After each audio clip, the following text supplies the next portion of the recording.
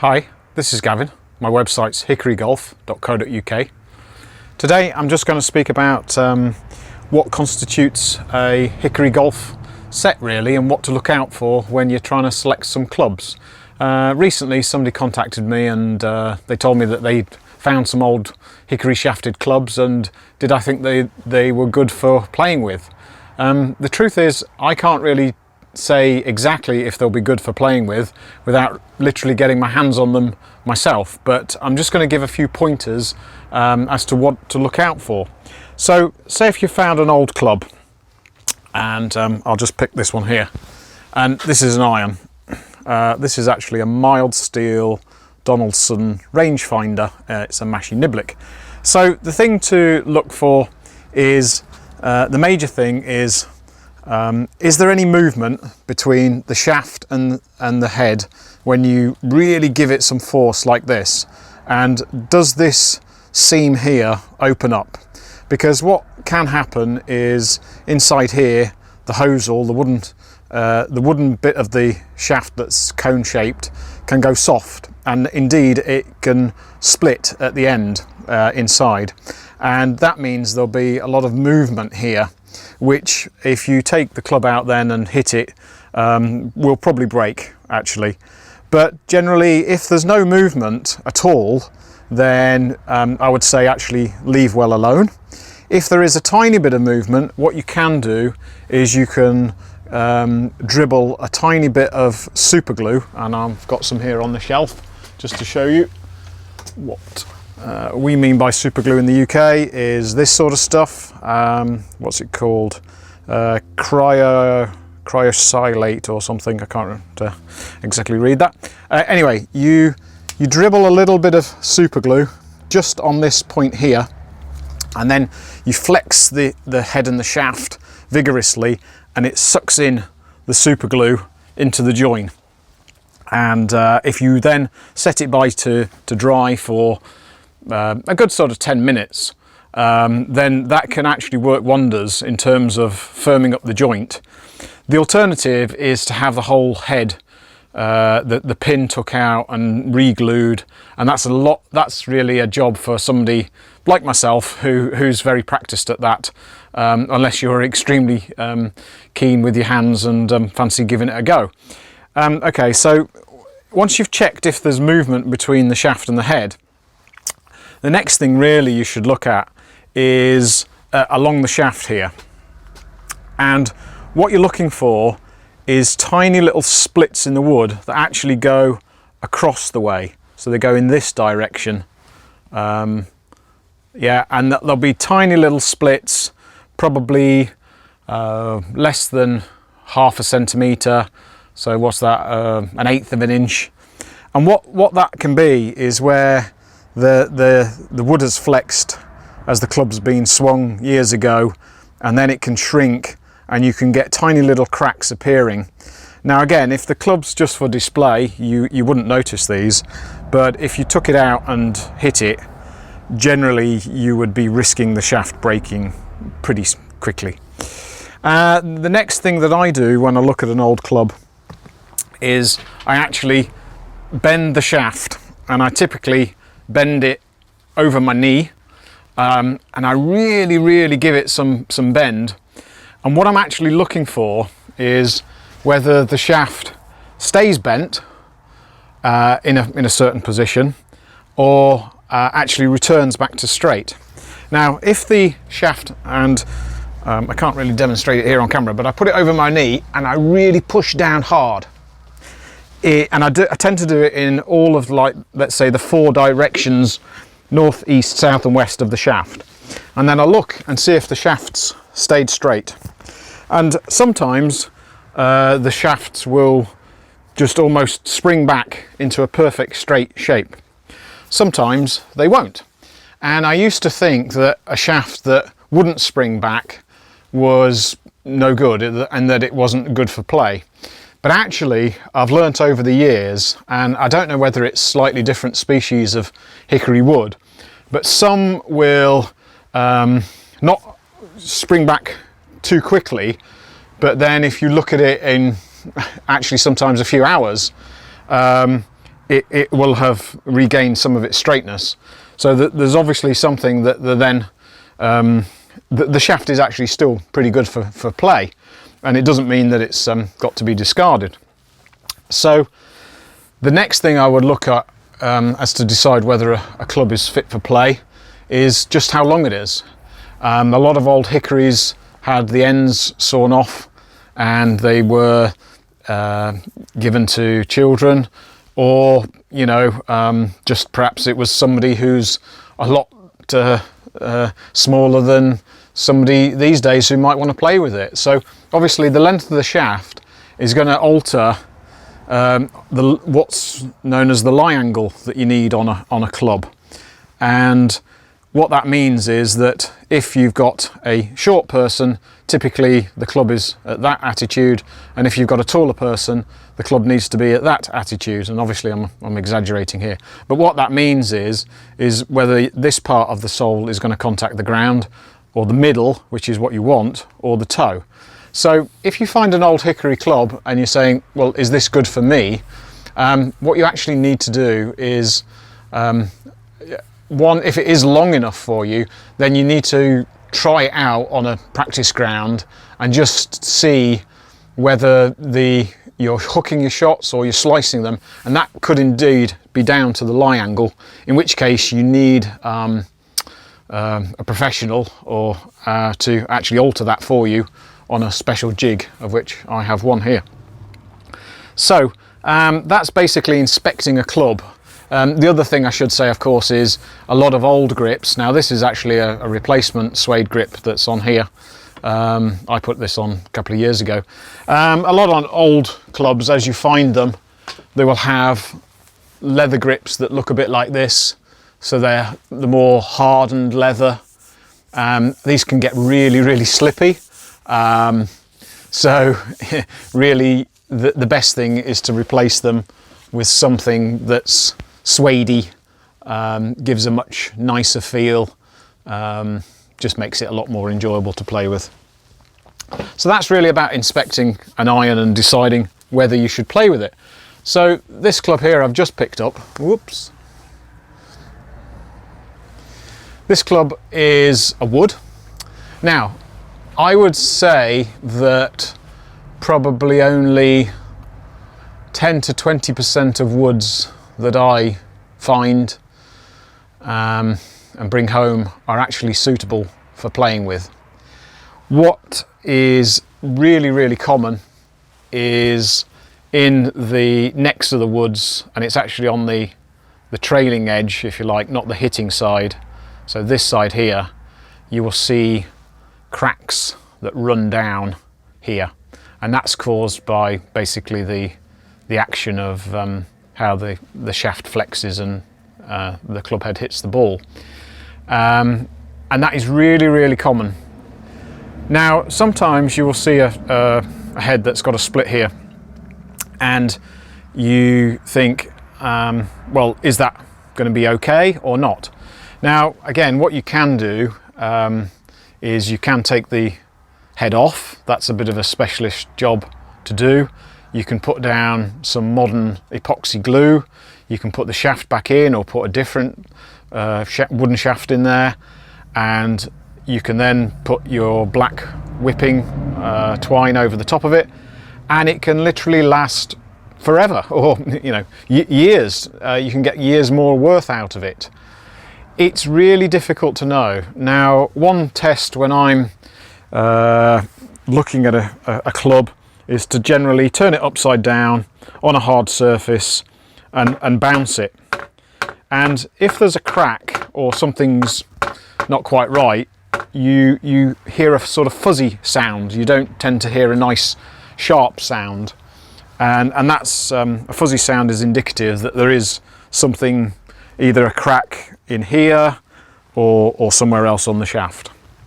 I should say sometimes it's that sometimes you find clubs and they've got like a plastic or metal cap here.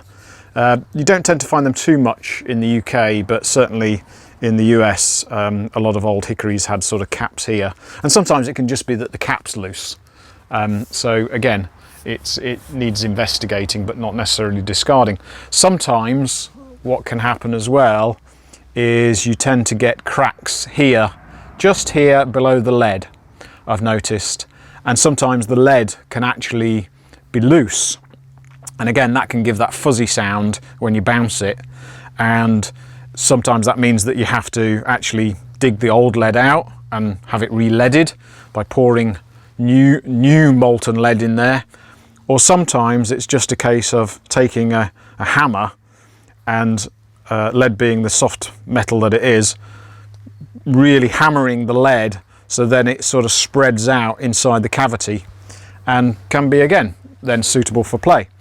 So it's all really a bit of experience on what to look for. When you're looking at an old wood as well and deciding whether to play with it, really loft is your friend when it comes to hickory golf. You do find some very straight-faced drivers, you know, I am talking sort of 9 degrees, but I would say for most people you want a couple more degrees than what you play with your modern golf. And really sometimes it's just a case of trying a club and seeing if it works for you, because hickory wood being the thing that it is, the kick point of the shaft and how it bends can be completely different from one club to another. So you might have 2 drivers that are 12 degrees, but one might give a higher ball flight than another one. And that just comes with a bit of trial and error, really. Whilst I've got this club in my hand, it's a brassy, so in common terms it's like a 3 wood. What you can often find, and indeed it is so with this one, is this is a brass sole plate here. Sometimes they cover the whole of the club, the sole. They can be a bit sharp, and just there on the end, if I pushed on that would actually, that point, you can just see that on the camera, there's a nice little sharp point there, or a nasty little sharp point, and often it's a case of just bashing that really with a hammer or taking a little bit of a file. But if you take a bit of a file, then you risk disturbing the wood. Sometimes it's better just to take the point of a hammer, or the flat of a hammer, and just bash it so that it sort of just sits below the surface of the wood. So that is really in terms of inspecting an iron, inspecting a wood. The other thing that you need to consider is what type of putter you might like to play with. Now you will see, and these are quite plentiful, these are aluminium headed putters. A lot of them were made by the Mills company of Sunderland. One thing these do tend to have is not so much loft on the face as other metal blade putters, as I'll just grab one in a second. So these can actually be very good for playing hickory golf. And also you'll see on a lot of the bottom of Mills putters, it will tell you what lie it is. So this one says an upright lie. Generally they come in upright, medium lie and flat lie. I think there is, rarely you'll find something called a very flat as well. But that allows, again, you to pick a putter that might be suitable to your height. So the thing with Mills putters that is the most common failure is you will get splits round the hosel here in the aluminium. Sometimes there will be literally chunks of the metal missing. Often, I mean, if you like the feel of a putter and yet it's got a tiny little split, and I think I've got one here, I was just looking at, that actually has got a split in it in the hosel. Let's see if I can see it, show it, yeah. Okay. So this one here, if the camera will pick that up, just there has a split in the hosel. And what you tend to find is there's actually 2. It's like breaking away about a centimetre apart. There's 2 actual hairline cracks there. Now, this putter still feels very solid, and I would dare bet that I could go out and play with that putter quite regularly and that split wouldn't spread. It would probably just stay exactly like it is. Alternatively, what you can do, which is quite common, is apply a bit of black twine whipping over it, if that gives it just a bit of more, or if it gives you some security that it's not going to actually split, just to hold it in place, just over the top. It can be done to make it look a neat job.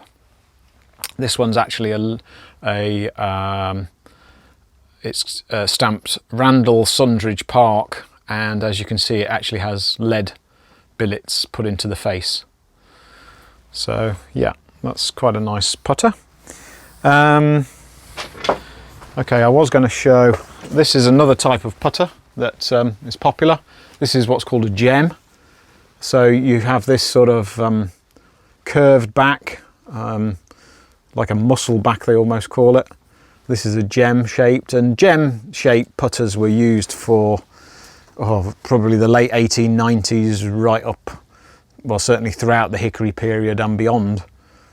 Gem putters have quite a nice bit of weight in them. So, and different makers, Forgans, Gibsons, Nichols, they all made gem pattern putters. So it wasn't just one maker. This is typically a blade putter.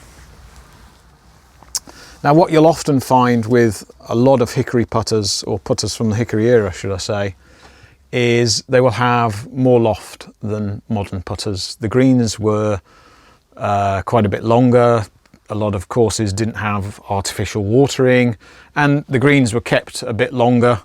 I mean, if we're going back to certainly before 1900, a lot of the greens were actually cut by hand with a large sharpened scythe. So anyway, what that means is that the greens were a lot more probably like what we would call the apron area of our modern greens, and typically a putter might have 12 to 15 degrees even of loft to get the ball up and rolling towards the hole. So this one is from the Glasgow, yeah, it's got this sort of almost Art Deco type design on it, Glasgow Golf School. And in fact, this is a set where I've got several of the Glasgow Golf School, and what I like doing is hunting down clubs and then putting them together, and you can see both these ones as well. So this is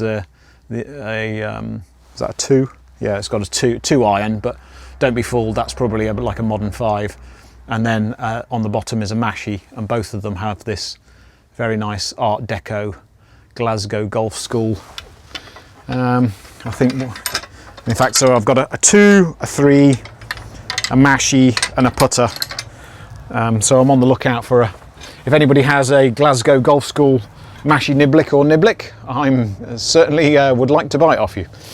So, what else do you need to play hickory golf? Really, a bag, typically a slimline bag. So, if we were talking about a set of clubs, what does that actually constitute? So, I do hickory golf events in the UK. I've got nigh on 55, 60 sets of clubs, and what I have in each set is generally 2 woods.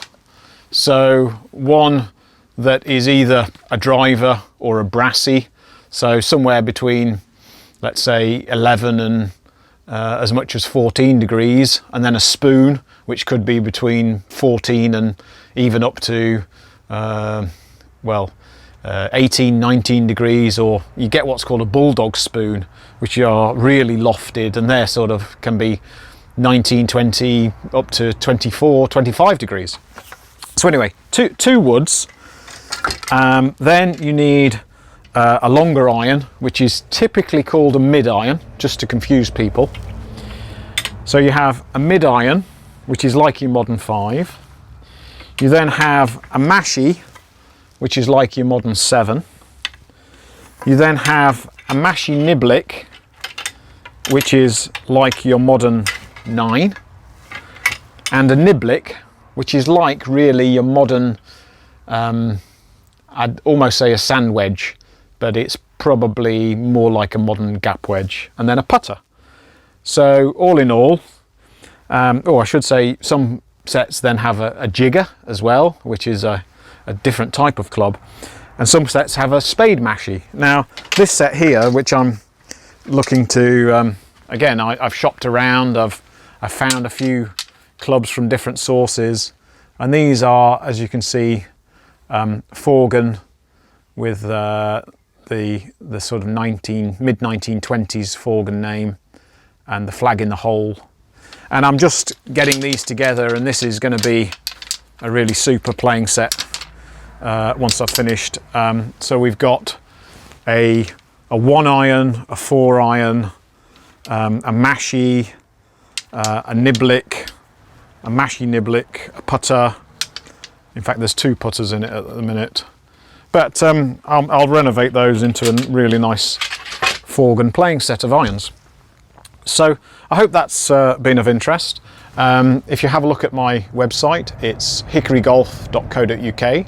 You can drop me an email at info@timewarpgolf.com, and please press the like or subscribe button to see more videos as I do them and load them up to this channel.